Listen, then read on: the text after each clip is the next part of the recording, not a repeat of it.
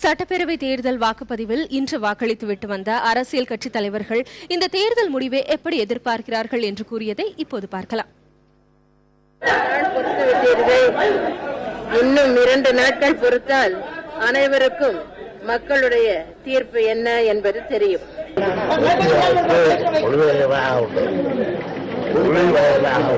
திராவிட முன்னேற்ற கழகத்தினுடைய தலைமையில் அமைந்திருக்கக்கூடிய கூட்டணிக்கு மிகப்பெரிய ஆதரவு அலை.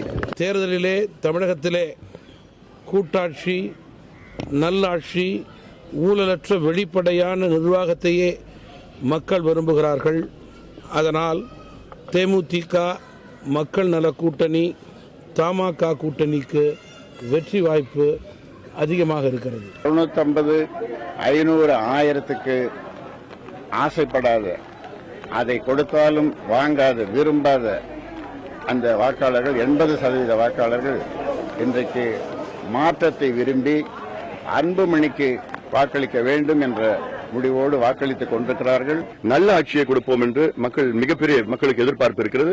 அத்தையும் நிச்சயமாக நான் பூர்த்தி செய்வேன் என்ற நம்பிக்கை எனக்கு இருக்கிறது. மக்களுக்கும் என் மீது அதிக அளவு நம்பிக்கை அதிக அளவில் இருக்கிறது. ஆக வெற்றி உறுதி. இன்னும் ஒரு வாரத்தில் பாட்டாளி கட்சி ஆட்சி தமிழ்நாடு நடக்கும். தமிழகம் முழுவதும் புதிய வாக்காளர்கள் எமது தேமுதிக மக்கள் நல கூட்டணி தமாக அணியை வெகுவாக ஆதரிக்கிறார்கள். எங்கள் அணி ஆட்சியை கைப்பற்றும்.